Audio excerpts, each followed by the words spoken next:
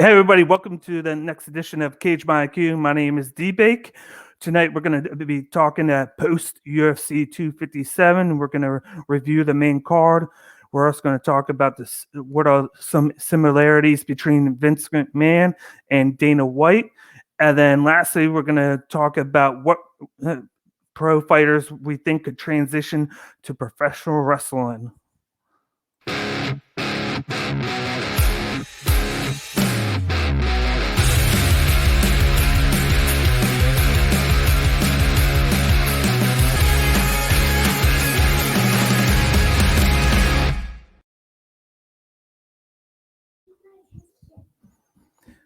And as always, I'm joined by Miles from the Laugh and Wreck podcast. How's it going, Miles?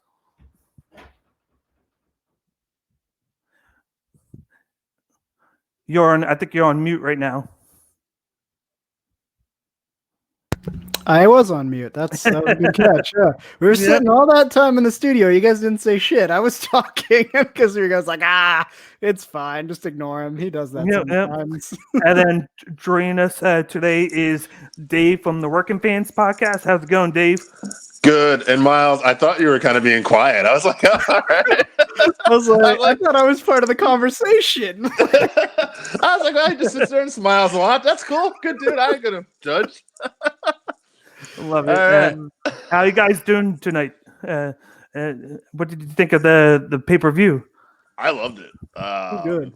Yeah, man. It was a good show. Every fight but the Calderwood fight was a finish. So, that's what I'm all about. I love the finishes, and everything was exciting. Super excited. Joe, what's up, buddy? Yeah. Thanks for showing some love. Yeah, man. I thought it was a great show.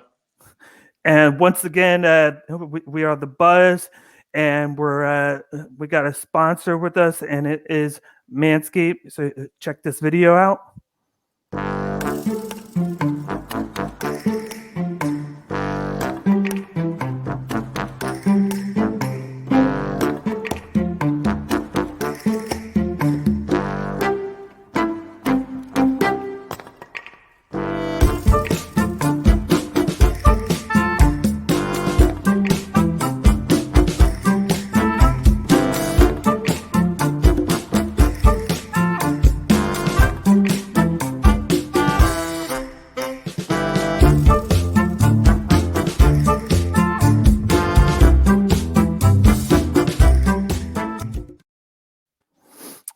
Once again, that is Manscaped, and your boss will thank you. They got some great products for you. Definitely for your wife if she needs to get her husband or significant other something. It's a great gift that he will actually use. You got the lawn mower 2.0. You got the crop preserver. You got the ball toner. Just great items down there to keep down there nice and good looking so that you don't scare away the ladies. Once again, that's Manscaped.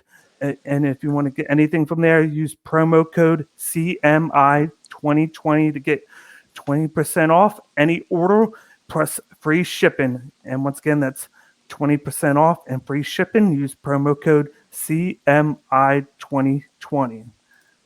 So let's get into the thick of things today, guys. The first topic we have today is, before I forget, the poll question of today is, who should fight Dustin Poirier for the title, barring a change of mind by Khabib? Give us your thoughts. As you know, everything's up in the air with Khabib, whether he's actually going to come back or not. And with that win that we're talking about later on, looks like Poirier is going to be in that title shot. It's just we don't know who he's going to fight yet. But just give us a holler. Let us know who you think should fight him. And we'll be talking about that in the main event later tonight. But the first topic to get into today is, what MMA fighters do you think could cut it in professional wrestling? I'm going to start with you, Dave. Yeah. It's an interesting topic. Right away, most people's mind go to guys like Connor, Chael, Sonnen. They can cut great promos, right? You can talk, you got the look. But one of the things, just to kind of contradict that a little bit is we know at least in WWE, Vince looks for size. So even though these guys are legit and they can really do this, they might not look the part, like in, say, Vince's eyes. Now, AEW is kind of a new thing. Maybe they would be, a little more forgiving. But so in taking that into consideration, I started looking at the heavyweights. And one guy that popped up in my mind, Derek the Black Beast Lewis. All right. He's comfortable talking on the mic. He's always got something funny to say. And he's a monster. He's absolutely huge. He's a guy that could use Manscaped. I'm sure he could. I'm sure he'd be happy to promote it too. But I mean, there's a lot of people I thought of, like, Chael and Connor definitely make my list too, because they're just such good talkers. And if you can talk, I mean, they'll figure it out. But, I think Derek Lewis is kind of almost like, at least with Vince's mind, something he would like. One other person I wanted to throw out there was Chris Cyborg, because I think she has interests. And with the women's division, it's not like she would really have to talk as much. Like, she could go to AEW or something like that and just be a force, just be a monster. So I think she would be great. And obviously, there's already tradition of, like, fine MMA fighters who did a good crossover. Shamrock, Rousey, Kurt Angle wasn't an MMA, but, combat sports athlete. And then you got Dan Severn. There's so many good crossovers. So it's an interesting topic, but all those people kind of looked the part too. So that's the big thing. It's like finding that person who looks the part, even though they are the part. What about you, Miles? I don't know much about the wrestling world. MMA is kind of my wheelhouse, and telling dick jokes. Those are the two things I got. You take one of those away, you take away of who I am as a person. But no, just based on like attitude and stuff. Is you're right. Typically, bigger people are the ones that are looking to scout for like wrestling stuff, because it's not very convincing if you got a spindly little guy in there. He's gonna like power bomb a dude. It just doesn't hit the same, But I think if he bulked up, John Jones might be interesting, because he's got that attitude, that shit talking. Where I forget who he's fighting, and he got in an argument with him. And the guy brought up that he got charged with, the cocaine charges. He's like, motherfucker, I'll take a bunch of cocaine and then I'll beat your ass. Like it's that kind of attitude I think they'd be looking for. You know what I mean? So I think he'd do all right. Yeah, I mean, I don't know a lot of other names that are coming to the top of my head. I'm looking over here at the rankings roster, but like all the current champions, like you got Figueiredo, Peter Yan. I don't know if they'd necessarily go in and do very well. You know what I mean? But all great, legit, tough athletes and great fighters, but maybe not a great crossover in pro wrestling. Yeah, right? Yeah. They're just not as good of performers. They can fight each other, but then when it comes to putting on the show part of it, I think they would be kind of lost. And some of that's just because fans just aren't as educated. Like casual fans, or they don't know that like a guy like Figueiredo or Mighty Mouse Johnson or one of those flyweights from back in the day are like, they'll clean out a whole room. Like they'll just kill everyone, right? But they don't know that. But I think there's another stark contrast between like wrestling and UFC, where wrestling has actual storylines. No, like they have things that they work out beforehand, and like, okay, this is kind of where we want to take this. It's almost like a narrative. That's not the case in UFC. Like things just happen, and it's crazy. Like it's you just put two dudes in there, and exactly, right. Yeah, UFC has storylines that they'll try to take advantage of. Like something happens, like roll with that. We got that. So there's no planning. They just put two dudes in a cage, and what happens. Like that's how it goes. I got quite a few names I have. I'm surprised no one said this was the first guy that I thought of was Colby Covington. He's just like I just call him the mouthpiece, because like that's all he does is talk. He can back it up. He has the wrestling background, so he can kind of like have a head start in basically training, because he already has somewhat of a background. He already has the mouth. So all he needs to do is like just to train and learn the professional wrestling way, which is similar to what he did. So I think he would have the easiest avenue. You got Daniel Cormier. I don't think he would wrestle. I think he would be a commentator. He has said in the past that he wants to make the crossover to commenting for the WWE, and there has been talks between the two in the past year. So I don't know where he would go with that, but I think he would be good at doing that. Just like you said, Dave, Cyborg, for some reason she reminds me of Mercedes Martinez. That that like mold of the tall big woman who doesn't need to talk. She can just fuck people up. Basically, Derek Lewis. He's a guy that I could see doing at like heavyweight. A small guy that I could see, Henry Cejudo. Yeah. He would be good in like the cruiserweight division, given some time. And then like I do like John Jones, but maybe like a guy like in the future, like an Usman, just a guy like with the space. He has the background, like he gets a little bit better talking each time, but he has the confidence. Like that's what he does. That's what makes him so good. Is he thinks he's the best, and then because he thinks he's the best, that it just rubs off the right way on when he fights. So I think that could be like a good thing. There's several guys, but like we've seen it before, like you said, with like Ken Shamrock. Who's the Dan Severn. Dan Severn. Yeah. Who's the guy that went to WCW? Oh, Tank Abbott. Tank Abbott. Like he wasn't as good, but he made the jump. You Personality too, though. Yeah, you've seen guys do it, and then especially Ken Shamrock, he's still doing it today. In Impact.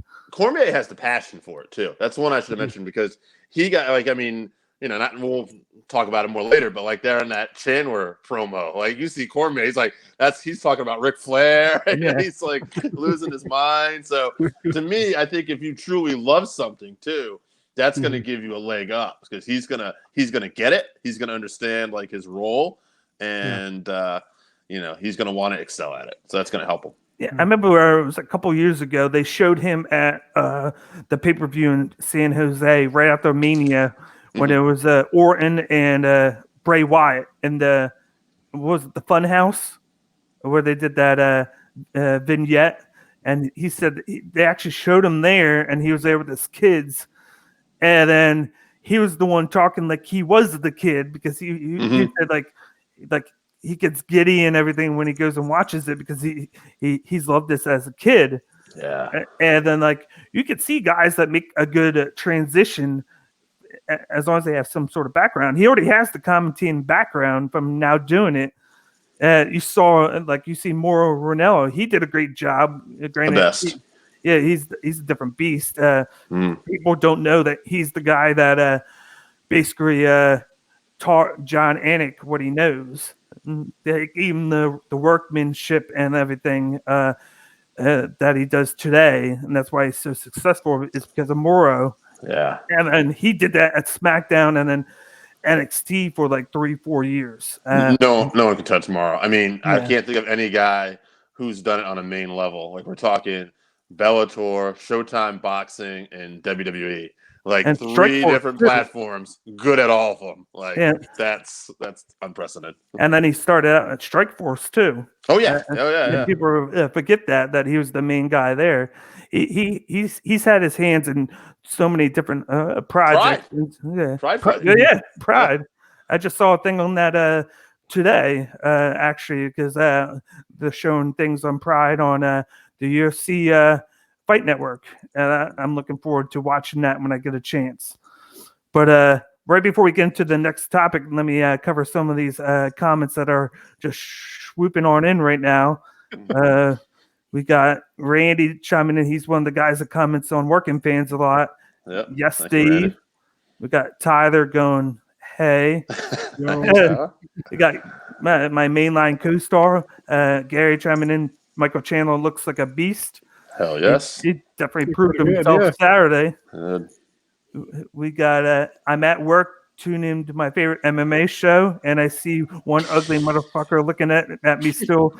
Love the show, though. You're truly You're welcome AJ. for that. Bringing my fan base, baby. Yeah. There you go. We got Gary again. Chris Cyborg would be fun in pro wrestling. Mm-hmm. We got Mike Stewart chiming in. Do you think it was a bad idea for Ronda Rousey to go into professional wrestling? I forgot about her. She loved it. She was good at it, and it was great for her brand. She basically branched out and did it. And honestly, good for her. I mean, based off her last 2 fights, and I'm not even knocking her, it doesn't seem like her passion was in that direction anymore. Yeah. You know what I mean? Like I think she got wrecked by Nunes, which that could happen anyway. But I mean, she also didn't fight the best fight, I thought, against Holm. Like, she was starting to become more of a striker, which she was kind of getting away from her basics. To me, it's like she made the perfect time to go into pro wrestling. She always liked Cormier, loved it. So yeah, I think it's a good move. definitely. When you look at her in each thing that she did, she was always a winner, and then she came in. I think she kind of loses track of herself when she loses. And then she loses a little bit of the passion, which is kind of normal. Like, everybody doesn't like to lose, but it seems like she did that. And then when she lost that first fight, I believe it was to Holly Holm. Yep. It seemed like she changed. Like, it was like she was still okay, but like you said, she wasn't going for the takedowns or flips like she normally did. She was striking, and then when you like. In the beginning of her, in between Strikeforce and UFC, a lot of the opponents that she had were grapplers and submission artists and jiu-jitsu. They weren't pure strikers. And when she actually had kind of like Brock Lesnar, it kind of reminded me, they kind of paralleled each other with the beginning of their careers. Whereas when they moved on longer, they actually had to fight some strikers, and when they did, they didn't do too well. Like, rounded with Holly Holm and Amanda Nunes. With Brock Lesnar, he did lose that fluky one to and Frank Mir. And then he got his ass kicked against Alistair Overeem. And then Cain Velasquez loss was like a changer. He even lost to Mark Hunt, but then it kind of got switched, and that's why he actually won the one with Mark Hunt, but it went to a no contest. Yeah. Right, because it was like he had positive. But they found out about that, and then it was just like he just never served that suspension, and then it's been kind of like like a waiting game. Like, is he coming back? He thought he was, but then he was always using UFC to get more money out of WWE, and he would always be like, "Oh, I'm going back." And then WWE would pay him instead of thinking, oh, wait, if he goes back, he has to serve a 6-month suspension, and then he can't do anything for 6 months.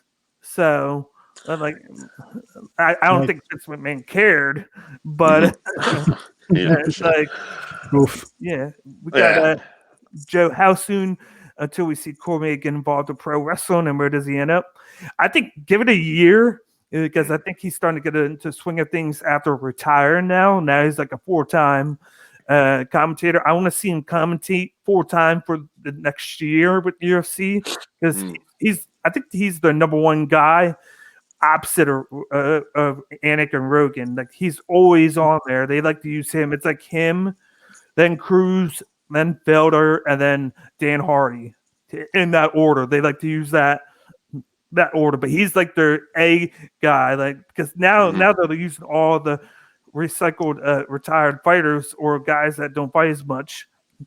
Could be a monkey wrench in that too, because sidebar, WWE was sold the network today to the Peacock network, and ESPN is not covering WWE stuff right now because they were apparently interested in maybe some kind of deal. So since they're not going to cover any WWE stuff at all, and they're getting rid of the relationship, and Cormier with the UFC is part of ESPN, I don't know if that's going to make it a little tricky working with ESPN and wanting to leave for WWE. I don't know. I'm just saying that could be something to look for down the road too. Well, how's the relationship with Mauro Ranallo? Because he was doing that, but then he was also working with Showtime with boxing, and he did something else, but. Like, he was able to do both. Like, he worked out a great contract with everything like that. Cormier, I think there was already a deal kind of hold up too, because this WWE on Fox, and Fox having their own sports franchise, and then ESPN is obviously the sports network. So I think that's been the hold up now. But now, like, I guess ESPN and WWE did have some form of a relationship where they would show classic stuff once in a while, and would cover any major like mainstream story WWE was trying to do. But I heard today that was strained by whatever this sale was. And Cormier being a part of ESPN, I don't know if that's going to cause a problem for him. I mean, Cormier's got a pretty sweet gig doing that commentary too. I'm sure they pay him well, and he's really good at it. I know he'd love to do the wrestling. I'm just wondering if there'll be a hiccup with that at all. I hope not. Yeah, then now there's the news that NBC Sports is folding at the end of the year. So now you got USA picking up a hockey and NASCAR, and then now WWE has to worry about hockey on Wednesday nights. So you could see that moving nights. Like that's the only way that they can NXT can move nights is that. But that's another talk for another show. But let me get back to the comments. We got Randy. Does Connor go to WWE sometime? I don't think he does, and I'll save that for later. I don't think he'll wrestle for them. Yeah, but they won't be surprised if he like does a little spot for him or something. Yeah. We got Cormier uses a great fit and loves wrestling. We got Joe saying in UFC the narratives seem to develop. Unintentionally, yeah. Max Holloway would be also good. Yeah. I could see that. Hell yeah. All right. I've seen matches in UFC that look like they were in wrestling where the person who you feel should have won gets jobbed out with a loss. Vince would be like that. Connor win. David Hoffman. There you go. Much love. Do we get Khabib versus GSP? I don't think we do. I don't. Because I think both of them stay retired. Well, I saw a thing on Twitter a couple of days ago. I don't know if you guys heard about this, but it was around that time I followed Khabib. For some reason, I wasn't following him, but I followed him. And that day, he put out some shit about he's excited to start his career in soccer, and now he's a free agent. So I was like, "What the shit?" What? Yesterday, I'm like, at first, I'm like, professional football. I'm like, I thought he was talking about NFL, and then I'm like, oh wait. He's in a different country, so he's talking about soccer, right?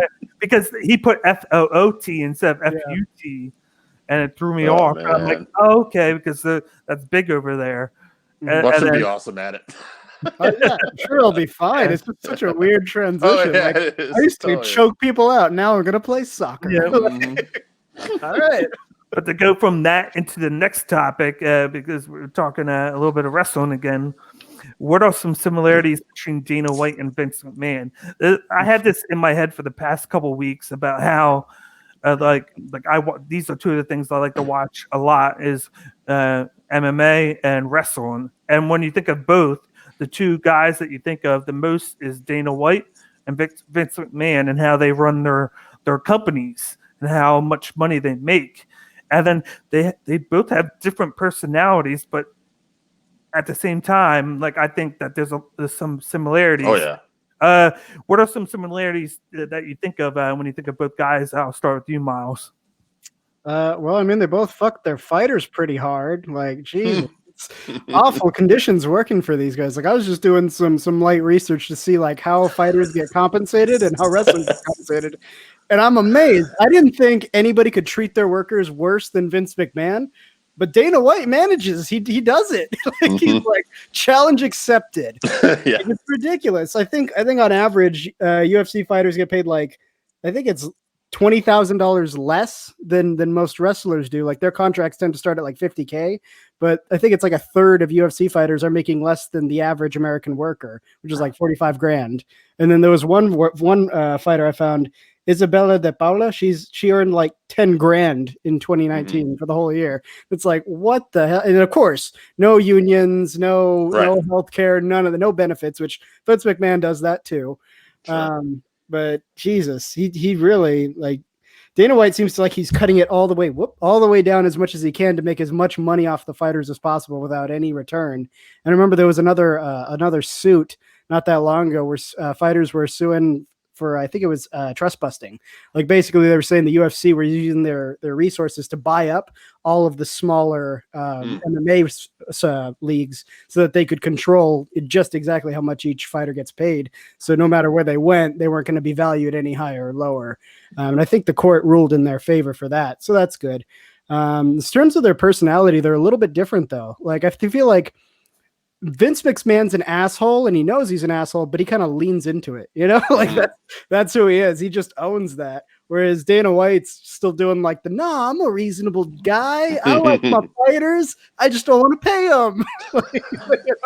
He's still that guy. It's ridiculous. But I think also Vince McMahon is probably more involved in terms of like the wrestling world in his organization, you know, like he sometimes is there in the events and he's part of the events. Dana White's not stepping his fat ass into the ring to fight with like Khabib at any point.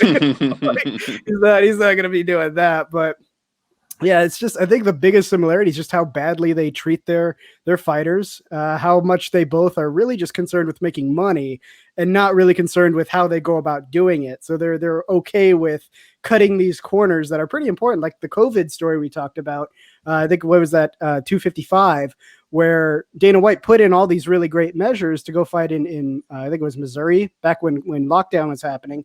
And at first it was okay, but then here comes Dana White and Joe Rogan not following any of the rules they put into place. It's like that's just a giant middle finger to not only the fighters, obviously, who are there putting their health at risk and everything, but like what about all the other like just menial workers in the institute, like the job or the event coordinators, the accountants, the drivers.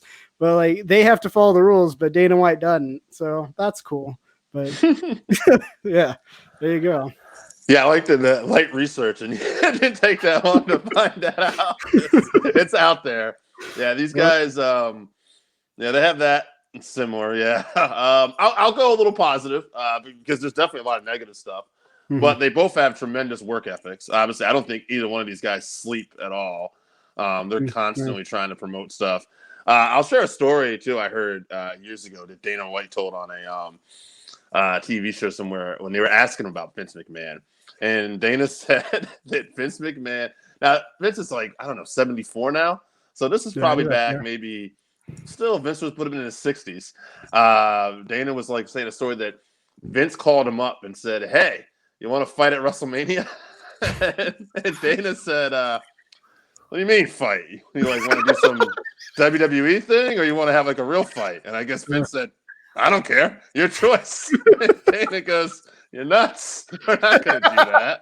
Of course. Yeah. So, yeah, he said, Vince is an animal. I think that's the big thing is like Dana, I think is kind of sometimes plays a little bit of the Vince McMahon character. Like I think he sees Vince McMahon and, he's like, okay, I want to be a little bit like that guy. And he tries to, Vince is the originator. He is absolutely crazy.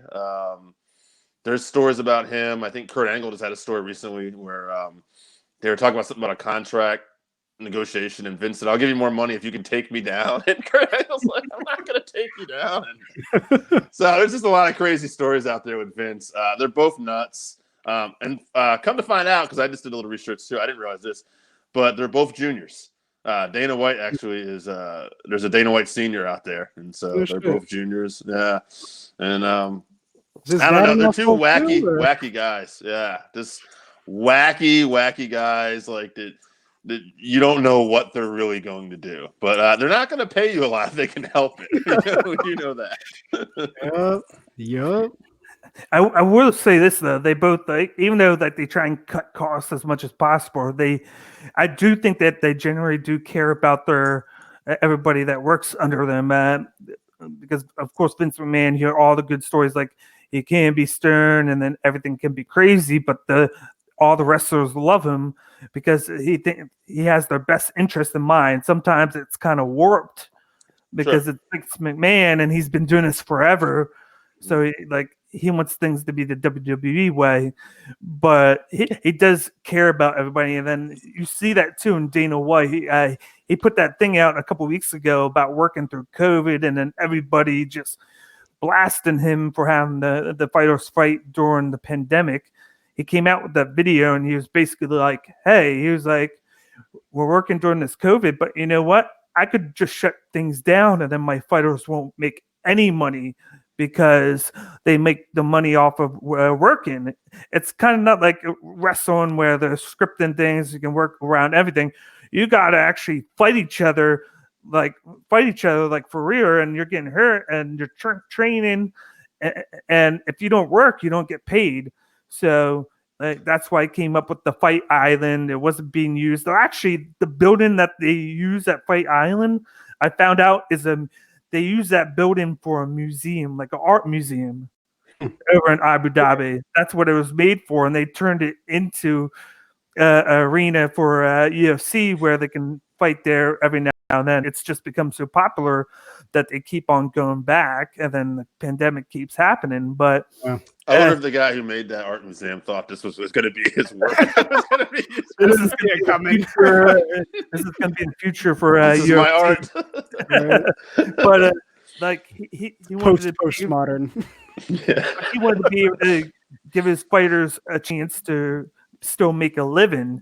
And then he did a lot of research. Like I watched it was like a 3-minute clip. He did a lot of research on what he needed to do. Like he rented out Yaz Island, of course. What does he have to do quarantine wise, and then everything to keep the fighters safe? And then what does he need to do? Like everything's not going to be perfect. You're going to have guys that here and there are going to test positive, but what can he do to make it the best way possible? And that's why they got a quarantine. Yeah, like I think Poirier and Dan Hooker, it's so strict that after Saturday, Dan Hooker can't go back to New Zealand until February 24th. Yeah. He has to quarantine that long. Shitty. Just to be able to fight. And if that's what needs to be done to make a living for your family, that's what he's doing. He's doing that. There's always been between the two, the guys under them not making enough money. You see them doing different things to try and get them more. Like with WWE, there's the network. I'm sure they're making a lot more money off that, where maybe wrestlers can make a small portion of that, or their merchants. I looked into that, actually. The research shows that Vince McMahon does give his wrestlers more opportunities to make money through like merchandising, non-wrestling appearances. They have some entitlement to royalties. It's like 25%. But the thing about it is he words the contracts in such a way that it's very easy to screw them out of it. Like, for example, I think you are allotted or you're entitled to, I think it's 25% of I think it's it's the merchandising royalties. So for the fighter only. So like if they make an action figure of a fighter, then you're entitled 25% of all those revenues.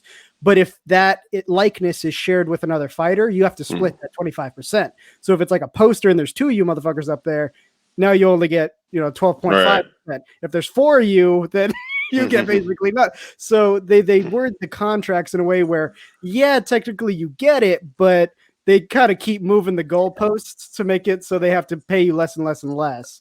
And UFC doesn't even have that. They don't even, as far as I can tell, they don't do that at all. They're complicated guys. I mean, to say, because it's like you can find a lot of good stuff that Vince and Dana both have done. I mean, there's a video that came out where Dana was super concerned about Calvin Kattar, who took a hellacious beating last week. But that's a sport, right? I mean, these aren't normal people. When you're a billionaire of a Ultimate Fighting League, or a billionaire of like WWE, you're not going to have normal lives. Like you can see times where Vince is compassionate for the people, but like you were talking, Miles, like, yeah, those contracts are going to be wording away.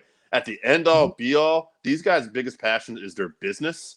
Oh yeah, and they will do anything to protect that business. So yeah, they can be good guys, but if you think you're gonna cost them that business, you're gonna get fucked over. That's how. No. I think they try to be like good people. I think everybody tries to be a good person. I don't think anybody sits down and goes, you know what, I'm gonna be the biggest asshole I can my whole life. Just no good stuff. But at the end of the day, because the way they treat their fighters, it leads to a mindset where it's necessarily like you're a product and not a person. At the end of the day, because I mean, that's the thing we'll talk about with the fights is how he's treating Conor McGregor now versus how he was treating him before the fight went down. It's pretty clear that he's looking at Conor McGregor as a cash cow.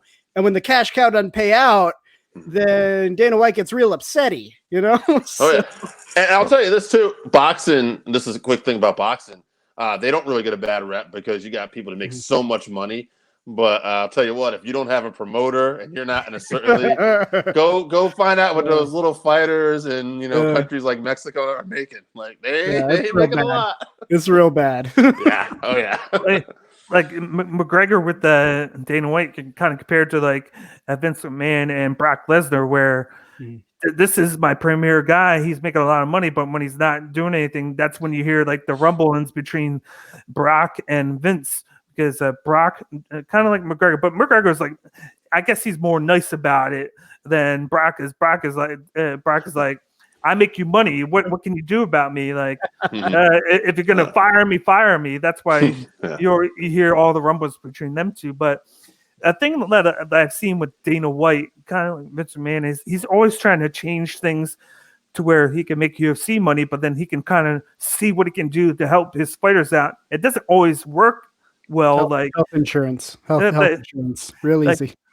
Like they used to, do the old sponsorships, like where you could just use your own sponsorship on your merchandise in the UFC, and then they were making money, but it was in the beginning stages, so they thought that it could make more money with somebody bigger. So then they went to Reebok, and then the way the Reebok was, that's when he started to do the fight bonuses. He was like, I'm going to pay you less with the Reebok, but then you get all these fight bonuses, because Dana White's a guy where he hates the wrestlers that just fall on top of you and then they just lay there. He thinks it's bad for business. He gets real mad about that, actually. You don't want to get hit?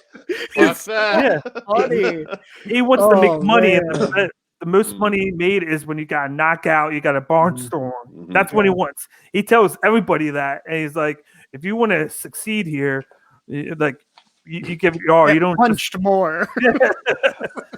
But it's good for business. The Reebok, the endorsement was great, but then they got the ESPN, like UFC went up there, but then the fighters complained about not making enough money for it, because not everybody was they've been making a statement lately that the bonuses have been kind of cliched up to like the main event guys or the main card, and not a lot of the down low guys on the prelims were making bonuses. So I found that too. Apparently the biggest money maker almost none of the fighters have access to is the pay-per-view.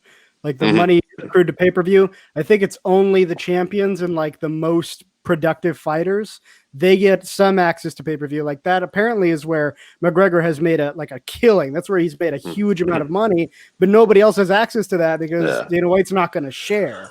It's your champions or your main events. Yeah. So on a pay-per-view, you have to either main event the pay-per-view or you're a title holder. So if you have 3 title fights on a pay-per-view, they'll all get a piece of it. Yeah. But if it's like Connor's going to main event the pay-per-view. So but you won't have any title matches on that. So but Conor and Poirier, right. Also what I found out was everybody on the main card, like usually your guys are contracted by fights or whatnot, but certain guys are actually by year, like they have like a multi-year contract, so it doesn't matter. But they also do a thing where if you make the main card, you get a certain portion. Although, just like you said, do the main event, you get a lot more. If you're going main event, a little less, and then it goes down up until the first fight of the main card. Because, like you said, they're on the pay-per-view or they're on the live TV, so they're getting like a small portion no matter what. But now they signed the deal with Venom. It's going to take over Reebok, where there's a little bit more creativity with the merchandise, and it's his way of giving more to the fighters. The fighters will actually get more money by the new deal than they did with Reebok. And then they're still going to do the bonuses.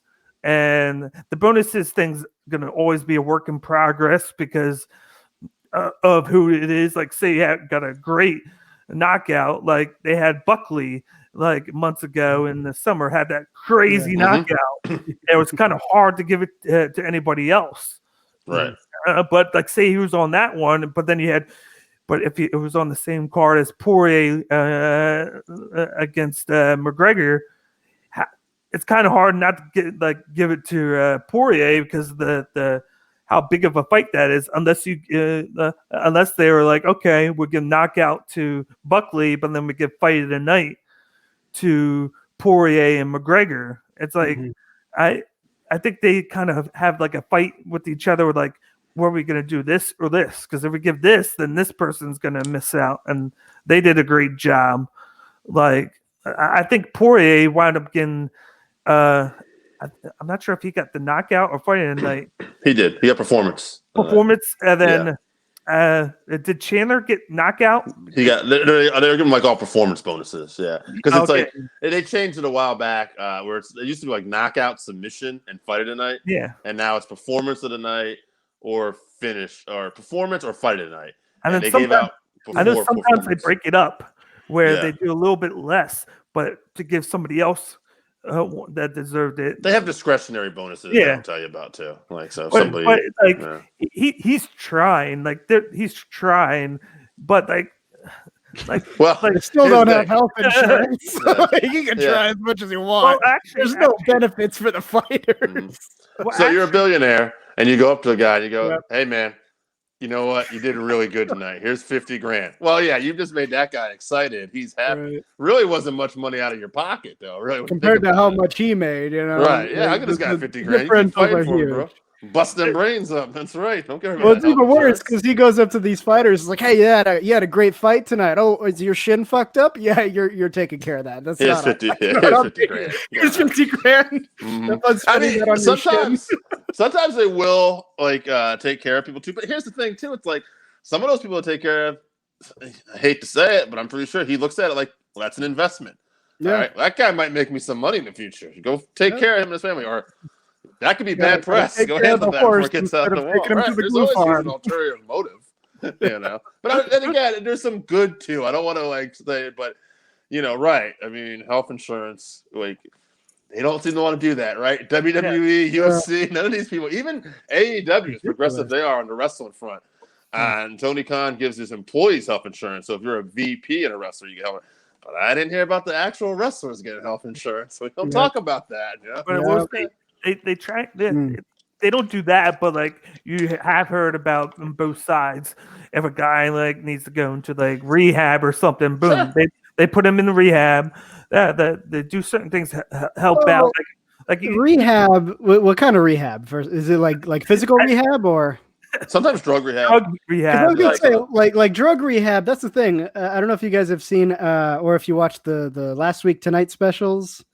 Like they're mostly comedy things, but there's a lot of good information out there. They do a lot of good research to make those shows. But it's no secret that like drug rehab is not really that helpful. It's because a lot of drug rehab places don't base their treatments on science. They just go, oh, that probably works. Let's have them pet horses. I'm sure that'll get you off crack. Like, what?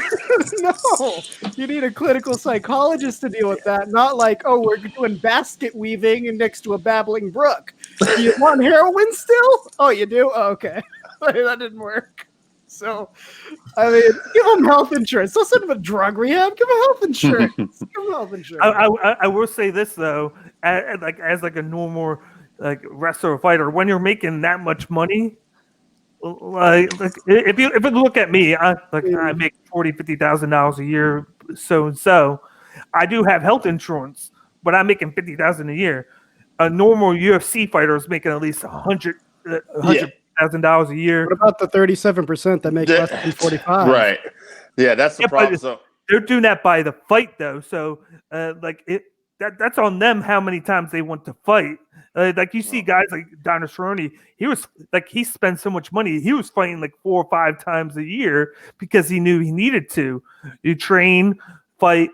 He's also an animal too. Yeah, that guy wants to fight. That's on you. That's on you if you want to make more by fighting more. If you I only want think to it's easy to say that if you're like sitting from the outside going, oh, just work harder. But like they're literally going in to break their bodies apart in every single fight. So like how many of those you got in you? That's the better question. Like if you got one real hard fight, you might need some recovery time. Yeah. And that's money, but it could be the case that it's money out of your pocket and money you're not able to get because of how much time you need to recover. And training camps. Exactly. Beating up your body in training camps. You got to pay for these trainers too, these coaches. And so the issue, right?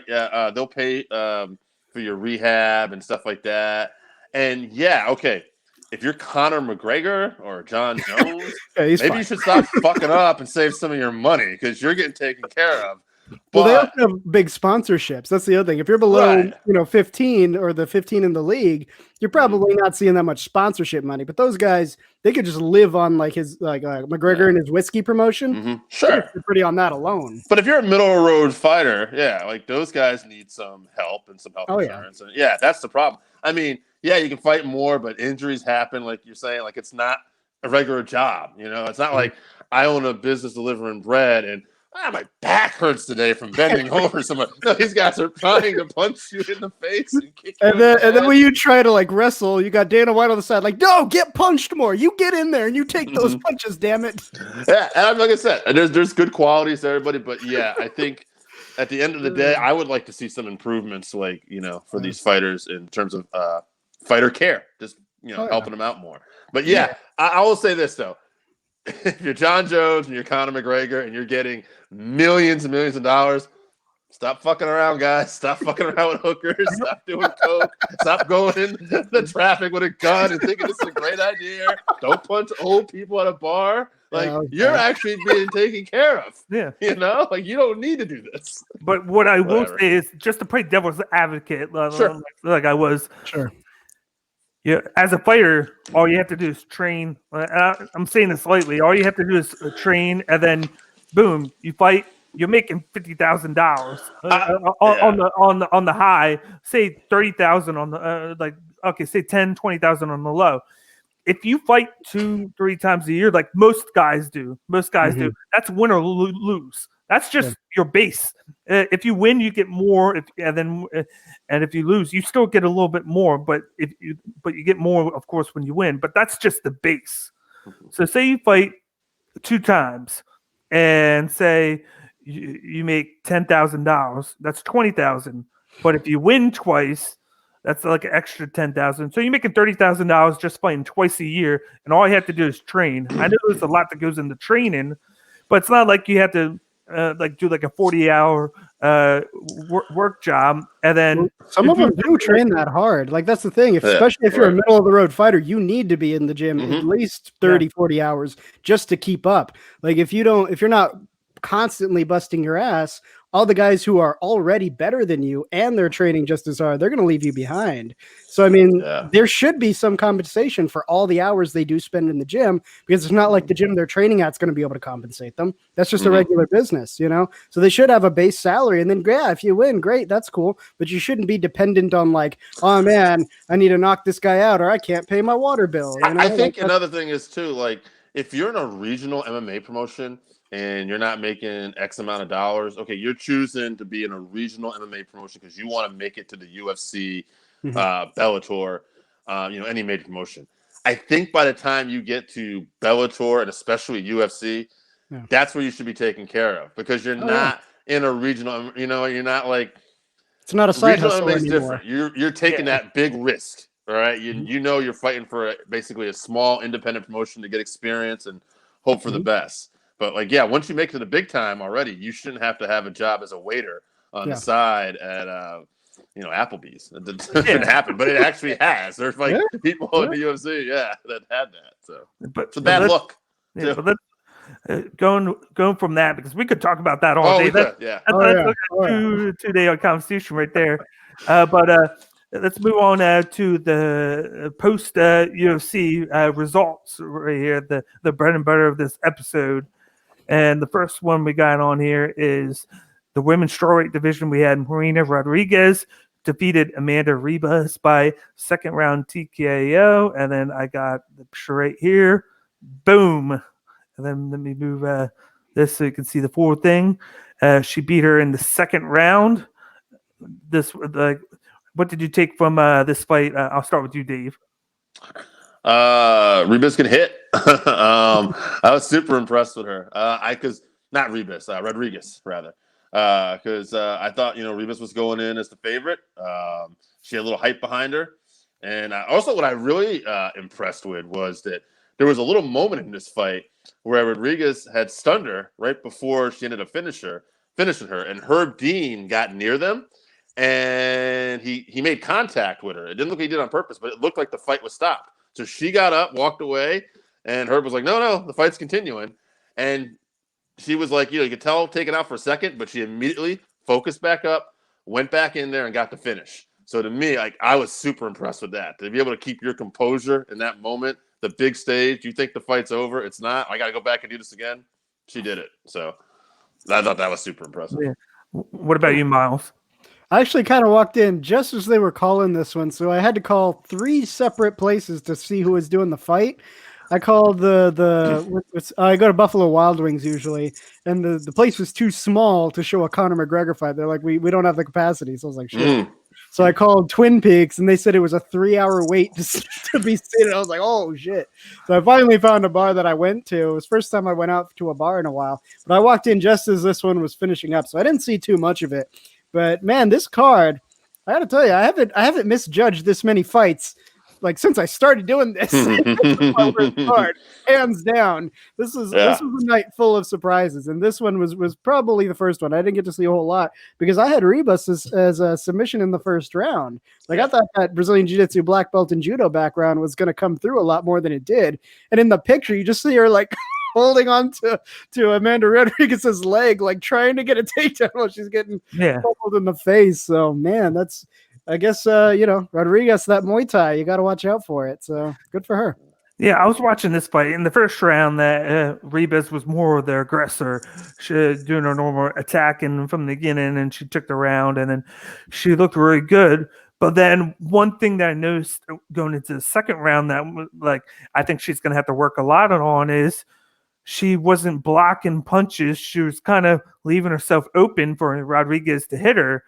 And I noticed that she's done that in other fights, but she was able to capitalize on the other fighter even with that happening because the other fighter wasn't getting to her. They weren't hitting her as much as Rodriguez was, and she didn't really have that much of a defense.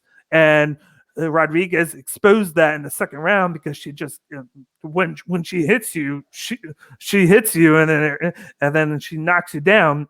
She got a good shot on Ribas, knocked her down, went down, and then that's when you thought it was going to get called. And then Herb Dean was in the wrong place at the wrong time, and then Rodriguez thought she had it, but Herb Dean was like, "I didn't call anything." He was like.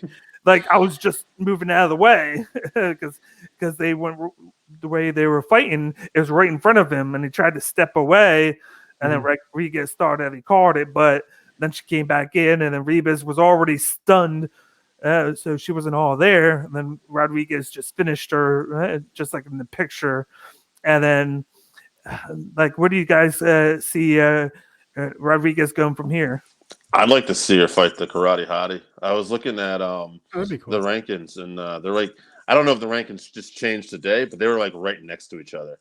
And I thought, you know what, given the stylistic, that they both like to swing, be a big step up for her. So I don't know. That's a fight I'd like to see. I agree. Yeah, that'd be cool. Yeah, that makes the three of us. But before I go into the next fight, here's our promo video for our social media here at The Buzz.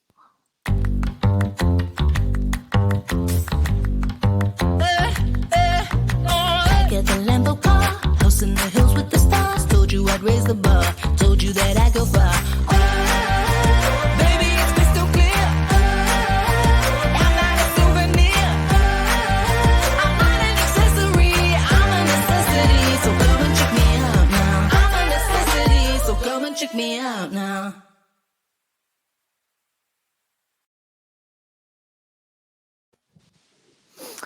We are The Buzz. You can find all of our content on social media, on Facebook, YouTube, and Twitter under the handle WTB.com. That is WTB.com. And then getting back into these things, before we get into that, the working fans, I just want to mention this. We're going to get into that right at the event. They got a contest going on right now. On Wednesday, they're giving away. Is it an Ultimate Warrior t-shirt? It's an Ultimate Warrior t-shirt. Yep. Yeah. And all you have to do is answer the question watching this show. It's who do I think is going to face Khabib next, which right now I think it's nobody. Whichever soccer team. Yeah. Right. But if he does come back, like I'll say if he does come back, I think he will fight Michael Chandler. Okay. It should be Poirier, but I think like the likelihood would be Michael Chandler because he's a guy that Khabib hasn't fought yet and beat, and it's like a fresh new face that New he challenge. can face and challenge. So when you tune in Wednesday to Working Fans, just tell them the answer to the question is Michael Chandler. Get yourself an Ultimate Warrior t-shirt. Yep, and I did see There the you go. shirt. I just had to remember for a second, and it looks pretty rad. So definitely tune in this Wednesday at 6 o'clock to Working Fans and give them the answer, Michael Chandler. Moving on to the next fight we had is actually a fight that got added on because of the Faziola Zatar fight got pulled because, funnily, Zatar got removed from the card because he tried sneaking somebody into his room, I believe it was, or sneaking somebody What? into his room. Oh yeah, you hear about this? Oh yeah. Yeah, and What then happened? What the hell? I didn't hear all the details, but he tried to sneak something into his room. He got caught, and then he basically got removed from the card, and I think they removed him from Fight Island. What the fuck was he trying to sneak in? Holy shit! Yeah, that's the question, but nobody ever found out. Yeah. They asked Holy Dana, and Dana's like, I have no idea, because Dana was like, we just got him on film, like he's gone. They asked if they're going to press charges, and Dana's like, no, he's cut from the UFC. We're not going to, cut. But he did say also too that as far as like pressing charges on him, that also that might be up to Abu Dhabi and whatever police presence over there, because he was breaking somebody in to this closed off facility too. I wonder what was in the bag. What the It was like he was sneaking him some snacks, right? Jesus. He's like, it's just peanut butter, I swear. Shit. Right. But all I know is it was big enough to get him sent packing. So which is good because you got to be safe. And then sneaking somebody on, you don't know what could happen, especially with the pandemic. But but that guy probably Hooker. It was probably Hooker. Come on, let's be real here. They put a hooker in a bag. It's a midget. It's a little person hooker. But that fight got canceled. But luckily for Favola, he got to fight somebody else on the prelim. So at least he got the fight still and make money. That's a good thing that Dana White did. He tried to keep him on the card. I forget how that worked, but he did fight. But that got replaced by a middleweight division matchup between Makhmud Muradov, who defeated Andrew Sanchez by third round TKO. And here's the picture for that one. Right there. And fun fact right here is Makhmud Muradov is the only fighter that is on the Money Mayweather promotion for MMA. He's actually they made the claim that when he was fighting, like right before he was walking up to the octagon, that on every holiday Floyd Mayweather calls them up and wishes them like a happy holiday, and then he gives them tips on striking, and then he talks to them as much as possible. So working. Seeing how this guy, I remember hearing about him like years ago, and then I was like, he's not gonna make it that far up because like you got a boxing guy doing an MMA promotion, but this guy actually looks good, and he actually made it to the main card, and then he looked good. He got the TKO, and I wanted to get I'll start with you, Miles. I'll get your opinion on this fight. Yeah, this one was interesting. So I was probably like 2 drinks in, so I was still good. But when I was watching this guy, Andrew Sanchez got a line on his reach real quick because it wasn't too long before he was slipping all kinds of shit. Like you saw Muradov, I think is how you say that. He was swinging and he had a lot of power, and he'd think he saw these like big shots and he'd tee up like big haymakers, and Sanchez just slip out the way. So for like that solid first, second round, I was like, oh shit, if this Muradov guy doesn't knock him out, this is going to go to a decision victory for Sanchez. And then he just slipped it in there, just popped him real good, looked like Bambi being born real quick with his legs like all over the place. Like, holy crap, that was sick dance moves. Yeah, no, he got him good. I was like, oh shit, it's over now. But no, I mean he's not a bad striker. It's just Andrew Sanchez is real slick in terms of his defense without necessarily needing to block. He's got good head movement, good overall movement, and he was just moving out the way. He just got caught at the wrong place at the wrong time. And it just goes to show you, like, fighting, UFC, just really anything combat sport related. It's one of those sports where if you take, 10 of the best fighters and you run them through a tournament, you run the tournament 10 times, you could conceivably get 10 different winners. Like it really is one of those activities where all it takes is just one little misstep, one stupid thing, one lucky, swing, and shit, it all just the tables turn immediately. So that was pretty good. It was fun to watch. Poor mullet. Yeah, that haircut, man. Sanchez. Yeah. It's like he's like taking the kids to a hockey game, and he's like the big hockey coach or something. But I was really impressed with the power and the fact he was able to get Sanchez to do those sick dance moves. I was looking at him. He's like 3-0 in the UFC. He's 26-5 overall. Super impressive resume. I don't know.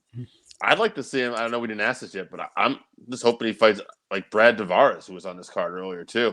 I think that'd be a fun fight. And I don't know. I was impressed with McMahon. I think he's going to have obviously some more fights, but I was impressed with Sanchez too. I hope we see more of that guy. So good fight. Yeah, I thought like for the first couple rounds, I was like, this is going so and so. I could see like it go either way each round, and then the third round, I don't know what it was they told McMahon, but he just came like jet out of hell, and then he came out blazed and hit him with that one shot, and then he came at him with the knee to the face, and then just out of nowhere, like I didn't even expect that to happen. I'm like, okay, he punch him, he's gonna punch him back, and then all of a sudden he just run up, boom, need him, and then he just started attacking him, and then Sanchez was still standing up, and they called the fight. They're like, he's not doing anything. I'm like, I was expecting the fight to keep on going because he at least was standing up, but I guess I can see why that they would call it, because he wasn't really defending himself. He looked like he was taking too much shots. And then at least that they did that. Like we've seen guys get hit worse and they get knocked down and get hit like 5 times while they're not defending themselves, and it looks like a bloody hell getting hit. So I'm glad they did that, but I'm excited to see what this guy does more, and I'm interested to see maybe like if he gets like a main event. I want to see Money Mayweather stand there in the crowd, even if like with the limited crowd, just going, I'm putting all my money on McMahon. Because you know how he does that. Somehow he does it all the time, and he always wins. This guy must have that book from Back to the Future where he's the sports almanac. The way he makes all that money just bet in all these certain ways, it's crazy. All you got to do is bet on the winners, and you'll never lose. There you go. You go. And for him to have one fighter under him, and then that fighter's doing good, like he was the second fight. It's just a matter of time. I could see him getting like a co-main event now on like a fight night, and then like work his way up to where if he keeps winning, he must be in the top 10 now. I think I'm gonna have to look at that, or maybe in that bottom of the 10 to 15. Maybe he's at like 11 or 12, but he's definitely close there with the fight that he just had. I think him and Tavares are near each other. That's why another one I'd like to see, just because Tavares likes to bring it too. Yeah, the winner gets into the top 10 or something. Sure. Like that. Yeah. Moving on to the third fight that we have is a women's flyweight matchup. Joanne Catterwood defeated Jessica Ai by unanimous decision, 30-27, 30-27, and then 29-28. Let me bring up the picture right now for you. Right there. I love that one. Give you an idea of how that fight was going. She came in actually like motivated. She said that she called Jessica Ai like a bully. All she did was talk. Said she was gonna kick her ass and whatnot. She came in motivated, and then she got the victory. What did you take from this, Dave? She got the sweetest little voice too. Listen to her when she talks. Like it's just funny to me. But solid performance. This funny thing about this division though is that Valentina Shevchenko is the champion. So it's like I feel it's her, and then it's like all these other girls where anybody could win any given time. But then unfortunately you have to fight Shevchenko. Yeah, I don't know. I thought it was a solid performance. I don't really have a lot to say about it other than that. I'd like to see her maybe fight Symphony Cavillo next. Unless they're going to give her a shot at the title, which seems like they just kind of randomly you can get a shot at the title in this division because they spin the wheel. She's beating everybody. So, who's in that division now? Jessica Andrade, who just was the strawweight champion, had lost a couple close ones, and she knocked out former title contender Caitlin, I think it was. Caitlin, what was it? Chukagan. Thank you. Oh, that's right. Yeah. So I like to see her. I know we're not talking about her, but I like to see Andrade get the title shot. I think it'd be something different. But you could easily just throw Joanne in there. But no, sorry, no one's fodder. Yeah, no one's. I don't think anyone's taken that title off of Valentina. So the bullet, she's unstoppable. But hey, she got to enjoy this night. Great performance. But see what happens next. What about you, Miles? Well, this one I did call. What's interesting though is I didn't think she would use that strategy. So this one I had called it a decision. It was mostly based on the stats from what I'm reading on my notes. She also had the potential for knockout, which we did see overall probably a better striking game from Calderwood. But what was interesting to me is how much she wanted to go into the clinch. She did a ton of clinch work on this one. Because I also had down Jessica I. If there was going to be a submission, I'd expect to see it more out of her. And that's the thing about the clinch; it's a little tricky. You get stuck up in the clinch. It's not too much of a move to get into wrestling and all that, which that could have been a trouble spot. But she had excellent control. She kept center of the octagon. She'd throw some shots in there, go into the clinch control, throw some big knees, do those uppercuts, and then kind of pop back out a little bit. So she just had better control of the situation than Jessica I did for the whole fight. And that's exactly how I thought it was going to go. Yeah. Yeah. When I watched this, I noticed how like I said before, she was motivated. I think she came in like super motivated, extra aggressive. Like you saw, she mixed up a lot of the kicks with her punches, a couple of combinations here and there. She did quite a few more leg kicks than I usually see from her. And then just like in the picture, she caught her one time in the face and then got her. But like you said, she definitely clinched, and then it worked out for her. And then they interviewed her afterwards, and she was like, I was just extra motivated to win this. This was basically a title eliminator. Like the winner would move on, hopefully to get a shot or earn like a number one contender fight shot, and the loser would basically get eliminated and have to start from scratch again. And she came out like she seemed like a different fighter, and I want to. If I see this from her every fight, I feel good about her. I don't think it's gonna matter when you have to fight Shevchenko. It's kind of like I'm expecting Shevchenko to retire soon because what can she do? The only thing that she has done is beat Nunez. She lost to Nunez twice. Right. That's been her one Achilles heel on her career right now, is losing to her. You got all these fighters moving around divisions.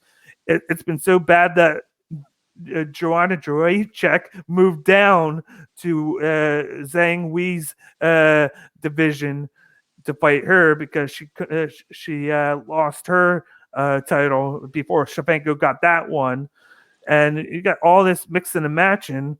I'm excited to see what happens. But now that Calderwood won, I see her get like it depends on when they want to book Shevchenko, because there's been rumors it's going to be her and Andrade, but then she might not be ready. If she's not ready, I would expect like a Calderwood Andrade matchup. Sure. But if she's not, but if she is ready, it's going to be Andrade, Shevchenko, and then you give Calderwood somebody like you said, Calvillo, who's floating around the top 5 right right now, just to give her something to work with.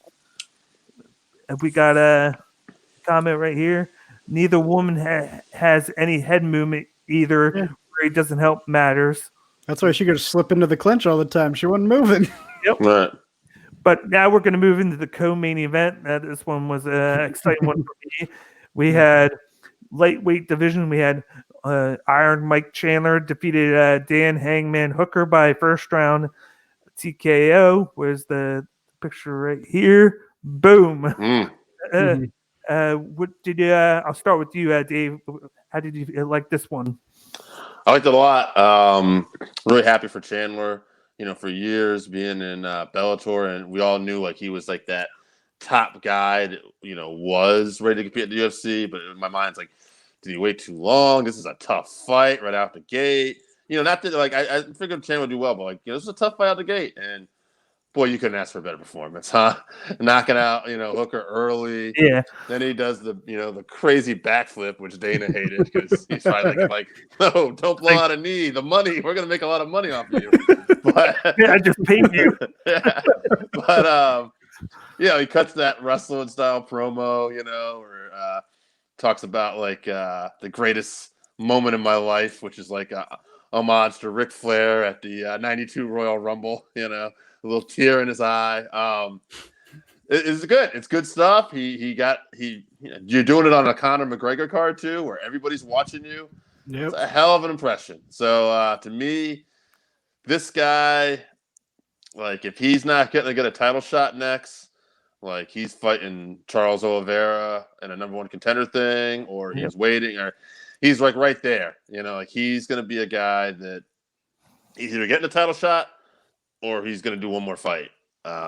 Whatever it is, though, like all eyes on him right now. Yep. He put himself in a really good position. Good for him. And what about you, Miles? Yeah. So this one, last time we were on, this was the one where we spent like an hour going back and forth on this. I mean, I had it called different. I did, which is interesting because I saw like a bit of a different performance out of Chandler than from what I was seeing in my research, which is why initially I leaned towards Hooker.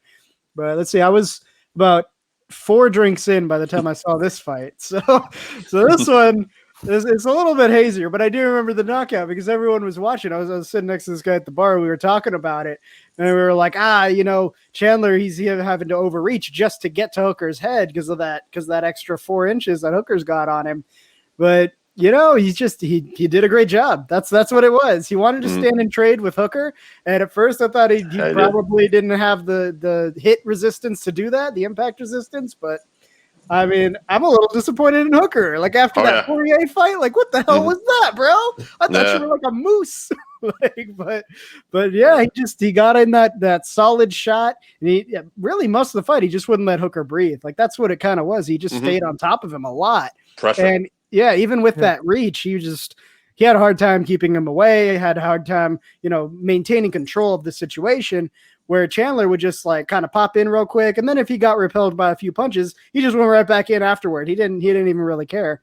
I definitely thought he was going to try to do more grappling stuff, especially with Hooker, like a bigger guy but less experienced on the ground, and he's got a wonderful wrestling background and all that. But hey, he standed and traded, and it worked out for him. So good job. Yeah. From what I saw from this fight, that impressed me was the way Chandler controlled the octagon. He worked from the center, and then he was chasing after Hooker. Hooker was the one backing up, moving away from Michael Chandler, whereas when he was fighting Dustin Poirier, it was they were just in the middle. They were just bam, bam, bam, bam. Like they're just going at it, seeing who could fall first. And then it went back and forth. But this one, it was more so Chandler was the one aggressing towards Hooker, and Hooker was backing up. You would see Chandler just sizing up, waiting for the moment, just feeling him out. Like he was punching him in the stomach a little bit, and then it just every now and then he just stick his hand out and just do like a little jab right into the stomach to get a Hooker going, and then Hooker wasn't really doing too much, and then out of nowhere you saw Chandler go for the takedown like he should do that, but then in a moment right before the knockout, what set Hooker wide open for a shot was Chandler went down to go for the stomach. You saw Hooker go down to block it, but then you saw Chandler come over with the wide shot, and he had a wide open face to connect on.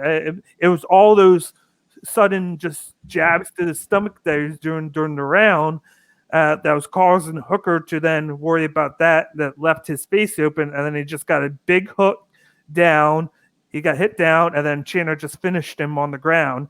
He just took advantage of the situation where he controlled it. He made Hooker in his mind think, I need to block my stomach because that's what I'm getting hit at. And then Chandler came in with the combo overwards when he had the open shot. And then now that he has this, just like you said, he's in the top 3 now. That's what I think. Like, you beat Dan Hooker, this is what happens. You can say Olivier deserves to be in the top 3 because he beat Ferguson, but it's like you could go either way because Ferguson and Hooker both are on 2 fight losing streaks now after the losses, and then the 2 guys are rising like Chandler and then Olivier. But it's like, when you think of it, if Khabib retires, then you have to have somebody fight, and then obviously we'll get into Poirier in a second, and then I'll go into this more. But McGregor's not going to be in the picture. Gage just lost. You don't know where he's going to do. Is he going to get a title shot right away after losing to Khabib? Whereas Poirier, he did lose to Khabib too, but then he's on a 2-fight win streak against where he beat both Hooker and the guy, and then the fight we're about to talk about in a second. So it's like you got to do like a process of elimination, and it comes down to Dana White choosing between Olivier and Chandler, and then it's like who had a better signature win there. And Olivier did dominate Ferguson, but it took longer, and it wasn't. It was only 3. It was 3 rounds, right? Yep. Yeah, that was 3 rounds, and whereas this lasted like 2 minutes. That's all it lasted, 2 minutes, and he knocked him out in fashion. A guy that doesn't get knocked out like that, and then he was able to do it. Like, you saw Poirier try his hardest to knock him out, and he couldn't do it. And it took 1 punch basically in the face by Chandler to get it done when he's not known for that. He's known for his wrestling. As we talked about it for 30 minutes between me and Sam. That's probably why Sam's not here right now. He's probably he's crying right now. He's probably on witness protection right now after that fight. Chandler's got that power, though. He's a great wrestler, but he's always had that like power where he can end it. And I think that's something that is going to make him dangerous. But Charles Oliveira, I mean, he's got the most submissions in the UFC. He kind of reminds me of Poirier a little bit. If you look at his record, like, he's got some losses early in his career, but then he'd like come back and he'd come back and he'd keep improving and keep improving. And he's in the right weight class too. He was another one at featherweight that I think was a little sucking too much weight. And so I don't know. For me, like, if you're talking about who's earned it, Charles Oliveira has put the time in, the work in this promotion. Oh yeah. But you're talking about, you know, the money fight after, you know, on the McGregor card, who looked the best, what Dana White wants. I know he wants Chandler and Poirier out of the options, but Poirier actually said, not to jump ahead, but a little bit afterwards, that he'd like to see Oliveira. He thinks he earned it a little more, and it was no disrespect to Michael Chandler. He just said, you think you need to do a little more than win one fight over a guy he had just beaten, even if he did beat him quicker, than just jump right into a title shot. But, We got Nathan chiming in. To be fair to Hooker, I wonder how much all the wars, especially Poirier, has taken away from the durability. Yeah, but he like, I think it was the mind thing in this, like, where he was taking the shots to the body, and then he was like, let me protect the body, and then left the top wide open. I don't think he expected that to happen like it did over top. But it did remind me of the, like I said before, the Benson Henderson fight right before he left the Bellator. That's basically what happened in that one. Benson went to protect the body, and he got hit from top, and he got knocked out. Michael Chandler doesn't get the due diligence that he deserves with how he game plans, and he didn't have to use his wrestling that much in this. He just kind of used it like the mind game of I might go take you down now, but then he backs up. I might go, let me punch you in the stomach, and then he used that and this to keep Hooker from hitting him, because Hooker had to think about if he's going to get taken down or not. And then he never got it going. He never got a chance to get going because Chandler kept on cutting him off on certain situations with the fakes and then the punch into the stomach. So props to Chandler, big time, for taking him out of the game plan. But let's move on to the main event, the fight that right here that brought us this card, which was the lightweight division matchup. Dustin Diamond Poirier defeated the notorious Conor McGregor by second round TKO. Here's the picture I got for that one. Right there. Nice shot. I'll start with you, Dave. What did you take from this one? I thought you were going to have the picture of him laying down like a the memes, man. Brutal. Dude, when you're Conor McGregor or you're like a Ronda Rousey and you lose a fight, you don't just lose a fight. You got to stay off the internet for a few days. But, oh, man. I was telling someone I thought before this, the keys to victories for Poirier was he was going to have to clinch, put him on the cage. I forgot about the leg kicks. That was a great idea. I don't know why I forgot about that. I never said takedowns because I didn't think Poirier would go for a takedown. But that first round, even though I thought Conor actually won the first round, Poirier was mixing it up. He was setting his keys to victory. He was doing the leg kicks. He was clinching. God, I don't want to say like I thought he was in danger, but there were a couple good shots Conor got where you can see Poirier ate it on the chin. But this guy's been to wars, and he still has a strong chin. So getting to what we said in the comments earlier, talking about Hooker with his durability with the wars. What do you say about a guy like Poirier? He just had that war with Hooker. He's had other wars, and here he is, just looking amazing. It's just I wrote down in like my little notes here, gritty. Like Dustin Poirier is just a gritty guy. Like you look at his record, he's won more than he's lost, but the few key fights that he's lost, he's always bounced back and got better. And even fights that were maybe close that he won over guys who thought, oh, okay, well, he probably wouldn't beat this guy. No, he keeps getting better. I love it. I love it. And, like I said, he came back in the second round. He finished Conor. I never seen Conor ever get finished like that. I think he's tapped out in all his previous fights that he lost. So to see him get knocked out like that in an MMA fight, super impressive. I think Poirier, he either fights for the title now or he does the third match with Conor because Conor wants it and they'll offer him a shitload of money. So you either take that huge amount of money they're going to offer you, or you take the title fight because you're worried about that. But that's what he deserves. He either deserves a ton of money or he deserves the title fight because he's put himself in that position with this. So good on him. Sure. Yeah. What about you, Miles? So this one I miscalled it, but it was a light miscall because I said I was looking at like a KO definitely, and that's how it went. But I thought just because McGregor, like I said, Poirier's evolved a lot as a fighter, and he's picked up a lot of things that McGregor does in his prime. So he's like his own certain flavor of McGregor. They have very similar approaches. They just express it a little different. And a lot of that has been due to Poirier's experience in the ring. Like you said, he's been fighting and learning and getting better as he goes along. And the thing was, McGregor just didn't prepare. Like that's what it feels like. He wasn't focused. So I mean, if he had been focused, we might have seen a very, very different fight out there. But I think he took time off. And I think Khabib said it best in his tweet. He was talking about how McGregor was like changing up his sparring partners and his training was doing all different. He's like, no, you don't stop sparring with the sparring partners who made you a champ and then go spar with like random dudes. Like, of course, that's a terrible idea. So I think he was just really underprepared for this. This fight, I was like already 5 to 7 in, so I remember a little less, but I do remember specifically putting in the MMA chat. So like maybe we see McGregor v the Rancor next, like something like that, because I feel like Dana White was expecting a McGregor win, and he's pretty upset that he didn't win. Because I think he was expecting, I think, a better fight than what he got. I think he was probably anticipating a 3-4 round fight on this. And then, of course, McGregor gets the knockout, but probably something more akin to like what we saw with Poirier and Hooker, where they're just trading the whole time. It's very exciting. And then after that, he was just going to ride the McGregor gravy train for the rest of 2021. And then this happened, and then the memes happened. So it's kind of hard to come back. Yeah. Then that happens.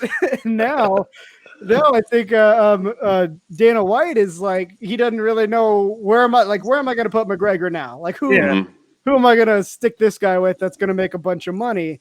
And I remember he even said something along the lines of like, I need to see hunger or I'm done. So he's ready to yeet McGregor's ass into the Rancor pit anyway. I think he's kind of really pissed off. So, I mean, we'll see if we get a Poirier McGregor part 3, but I do want to see Oliveira and Poirier, mostly because like you see right now, Poirier is talking about how great of a boxer he is, but Oliveira would be the fight to show that he's also a good grappler. Like it would be the well-rounded choice, because that's his calling card is, I didn't mention this the last time we talked about him as a fighter, but Oliveira is I think he's either tied for the most career wins with submissions. Don Cerrone. I think he's also tied for career wins. That's right. I think it's not a very well-known fact, but I think he's tied for overall career wins. And if he keeps going after Cerrone retires, then he could just take that title from him. So, I mean, it's not like he hasn't been doing a ton of work. He's just not as flashy of a guy. So it's easy to for him to fall off the radar. Doesn't speak English either. Oh, that's true. Yeah. But I think it'd be interesting to see how Poirier matches up against someone who on paper is definitely a better grappler. He's like a 3rd degree Brazilian jiu-jitsu black belt. He's probably got the best ground fighting game in the whole UFC in terms of like formal training. And I mean, it comes through a lot. Like I remember we were talking about Ferguson and Oliveira fight. You guys were like, oh, I don't know. I think Ferguson's going to be okay. That's not how it worked out at all. So I'd want to see that matchup against, Poirier's NCAA wrestling background and just kind of see how he does with it. But that'd be kind of cool. I'd be interested in that. A little side note, what I found out about Poirier was he doesn't use leg kicks that much. What he actually did was, like when I saw him use the leg kicks, I'm like, wow, I don't see him using that much. He got that from Mike Brown. Mike Brown gave him that little tidbit. He was like, he told Poirier, McGregor is more of the boxing type. He's not going to really block the leg kicks. So go at him with that. You can slow him down, which basically that's what happened. And McGregor was hitting him hard in the first round, and then Poirier came and mentioned that he thought he was almost knocked out. He was almost done. He got wobbly, but he made it through the first round. But those leg kicks had a long effect on him. On McGregor, him down, just chopping him down, losing the mobility that he had. Like I was talking to people at work today, and they were like, "Damn, McGregor got knocked out. Like he just got hit." I had to tell him, I was like, "He got hit, but."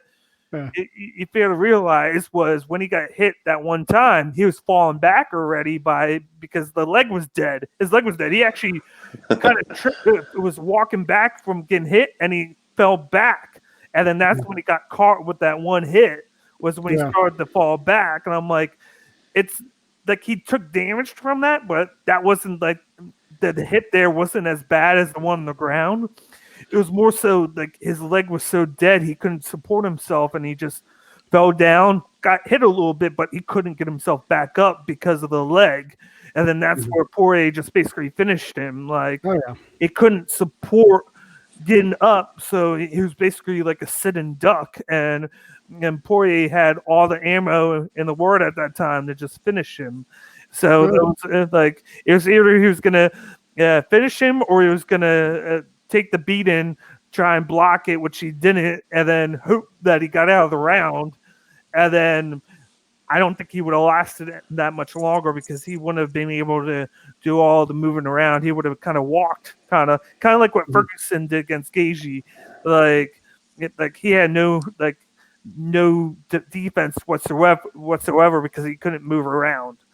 So Poirier was able to shock him with the leg kicking game, which was a nice repertoire for this fight. Like I don't think you'll see him do it as much as he would in other fights, because this was like a game breaker for him.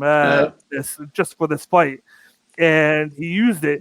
I from now on, like I see Poirier. Poirier. He's definitely going to get a shot at the title, whether it's Khabib, which is unlikely, or an interim shot. Like the guy you think deserves it is Olivier, but like you said, the money guy is Chandler. What I would like I want to see Chandler just because I think it would be more exciting. But what I think would be the better idea in the long run is to have Poirier against Olivier, and then have like a kind of like a number one contenders one for that, and have and for that one you have Gagey and Chandler. Sure. That way, because Chandler's up there. He the only guy he lost to right there was Khabib, which and he's kind of like in limbo right now. Like I said, because Chandler won, Olivier won, Poirier won, McGregor lost. I honestly think you're going to see McGregor Diaz 3. That would be good. Yeah, have a third money time fight. for it. Yeah, right. You're going to see that. Of course, Khabib retired. I think Tony Ferguson's going to move up the welterweight. There's been rumors of that, so I think he moves up. So it's like in that top 5, top 10 range, you're like losing guys for to have matchups with. So it's like it's either Poirier's going to either fight Olivier or Chandler, and then you put Gagey against the other guy. Either way, you're going to get 2 great matchups. Either way, so like no matter what, so it's kind of like a really good situation for Dana White, because that division's so stacked. Oh my god, that's the best. Yeah, definitely. Like heavyweight has like a good top 5, but when you start going down, it's like, but this is like this could go like 10 deep with how good fighters they have. Even welterweight's moving up there. Then featherweight, those lower weights. You got the new Khabib in welterweight with Chimaev, who's ranked number 13, and he's getting a fight against number 4 ranked Leon Edwards, who hasn't fought in like 2 years because of the pandemic. Trying to move him up fast. Yeah, because he can only. I don't know how they're going to do that because he's over in the UK, so. Traveling wise, like for the longest time, they said the only way he could fight was Fight Island. He was actually supposed to be the main event on Wednesday, and then this is the second or third time that fight got pulled because Chimaev wasn't ready. The first time Chiesa looked too. Michael Chiesa on that Wednesday card. I don't know if anyone saw that. I thought solid, dominant performance. And then he called out Colby Covington. Different animal though. I'm talking about like Michael Chiesa. Struggled a little bit, even though he was dominant. Like with his cardio, I thought at times looked a little tired in the 5th round. He basically on a cardio machine in Kobe with the volume. But hey, that was his first 5-round. First time he'd gone 5 rounds anyway, too. We got Randy chime in. I'm looking forward to some Bellator shows, and like Bellator's done a lot better job than they used to with their product. I like how they're. They were for a while. They were sticking to the Mohegan Sun, and now they are moving around, but they're keeping it low key with like no fans or whatnot. I tune in here and there to certain fighters. I like the last one I saw was when Jake Hager fought, and then he comes out and his AEW stuff, which is funny, but like their product has gotten so much better, and it's good. It's good for the TV because just like WWE, you see UFC all the time. You want to see not competition, but a nice alternative here and there. They're good for like a few shows a year. Put some good fights. The issue with Bellator, I've been to a few cards before the pandemic, and you'll have some good main card fights. But the depth is the thing. So if you're used to like a depth card, like with UFC, or maybe even on the early prelims, you might have a guy like with 20, 30-something fights. If you go to like early Bellator cards, you could be seeing guys 0-1, one, you know what I mean? You're making their debut. So you'll see some different, but they also, what they used to do too, like again, before the pandemic, they would get a lot of local fighters from the area, try to drum up interest. So they're very smart business wise how they set themselves up. But yeah, they're good, especially with their welterweights, their lightweights, their featherweights, their small divisions. Another one to look into, it'll be coming back in April, is they've been building themselves up, is PFL, Pro Fighting League. I'm looking forward to that. They've added some good named guys. Of course, they had Michael McDonald. They just added Anthony Showtime Pettis, a guy that I interviewed 4 months ago from Bellator. They added Jordan Young. He's only lost one fight. He was actually undefeated going into his last Bellator fight, and then he lost because he came into the fight injured, and then he should have not fought. He said, but he fought anyway because he had that last fight in his contract, and they kind of lowballed him, so he went and his agent got him a very good deal with PFL. PFL blew him away with the offer that he had, so they offered him. And I like the different format that they do. It's like kind of like a division like format where they do like I think 4 or 5 fights in like a 2, 3, 4 month span. And it's like an eliminator type thing. Like you win the 3 fights, and then whoever is slide here, and here, move on. And you wind up doing like 5 fights in like I think 4 months, but then you're done. Like it's like you're done after that 4 month span, and it's like a season type thing. That like season 2021, and then you wait until next April, and it's season 2022. So it's like a cool like a different type of format to differentiate themselves from UFC, Bellator, and whatnot. Like that way, they do their own spin of things. So everybody keep an eye out for a PFL, and then I think they're partnered with ESPN actually. Yep. Yeah, ESPN, which I'm looking forward to. So keep an eye out for that. But anything you guys want to mention before we get going? I'm pretty good. I think we covered everything. Yeah. Everybody, keep a lookout on our social medias, and then to our SoundCloud for Miles Long's The Last and Rec podcast. We're going to be getting his stuff on shortly on YouTube, so you have. I'm working on that. Working on that. We get your access to that, and then I know you've been talking about going to. Was it Tuesdays and Thursdays in the future? If you want to say anything about that. No, absolutely. Actually, it's starting up this week. I'm going to be doing basically the Laughs Rec podcast is going to be a hybrid podcast. So there was basically a workload issue. That's what it was. Like I used to produce full length episodes, which for me average about an hour and a half to 2 hours, which in recording and editing time, that's about 6 hour commitment, give or take. So it's a lot of work.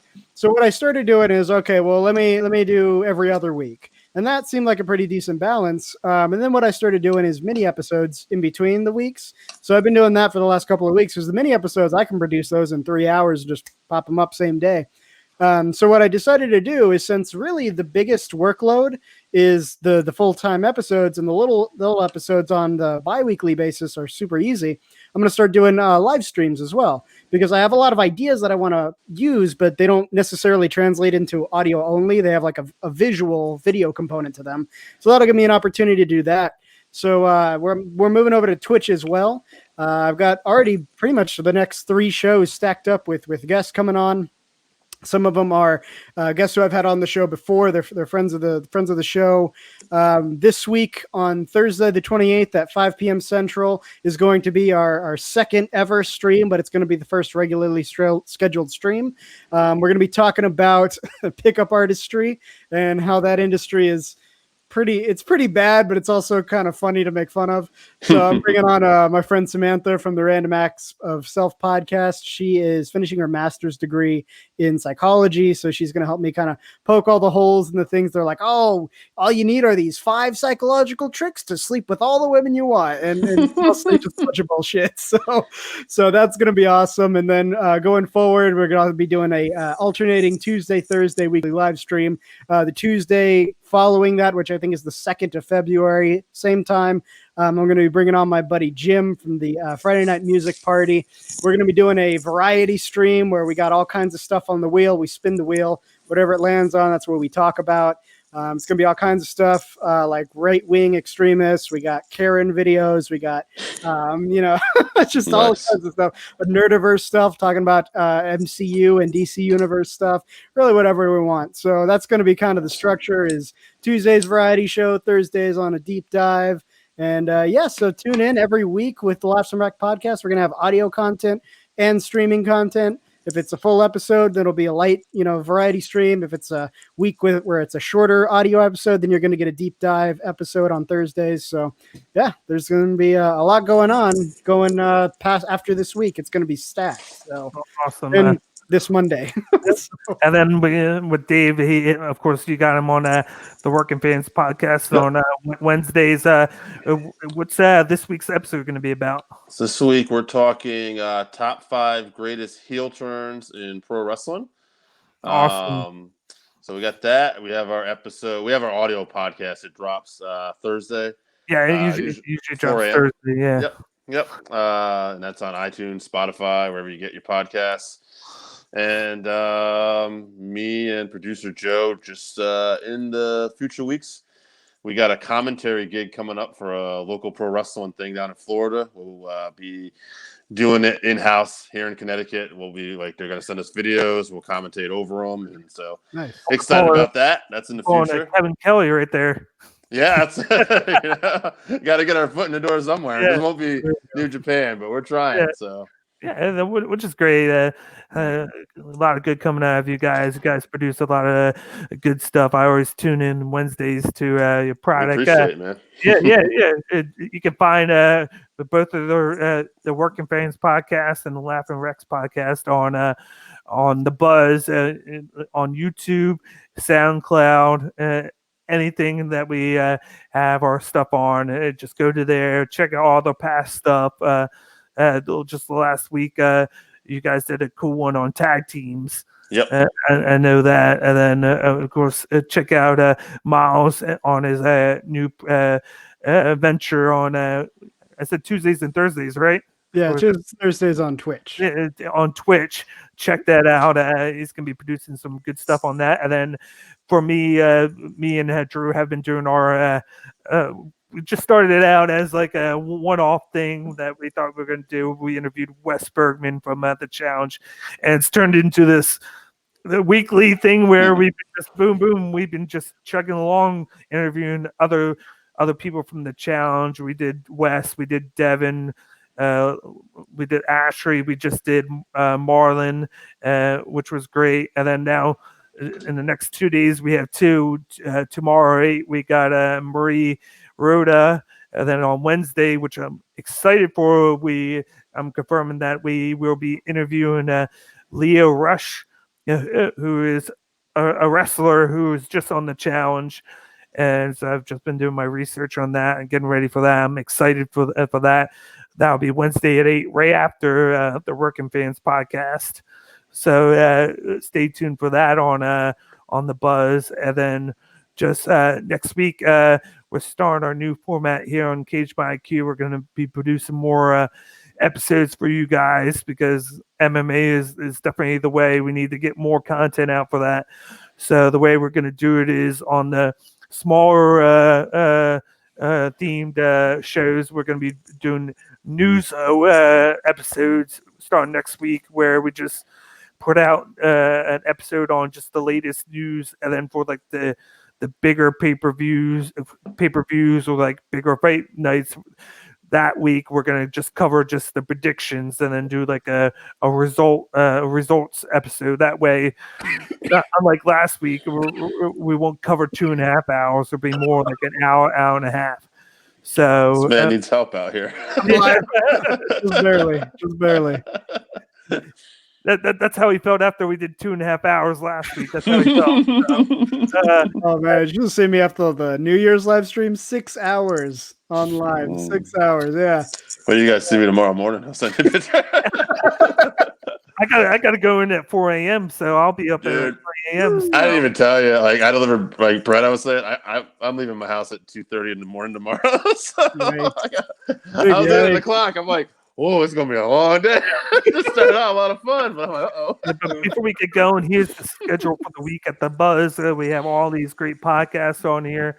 It's ever building, but this is the schedule for the week. And then once we're done showing that, we'll be out. So I'm D-Bake. This is the man they call Dave, and then that is Miles. And we'll talk to you next week. Awesome. War. Tell them that's what we ready for. War. Tell them that's what we ready for. War. Bringing that to competitors. Till we see the confetti fall, be ready for war. Tell them that's what we ready for. War.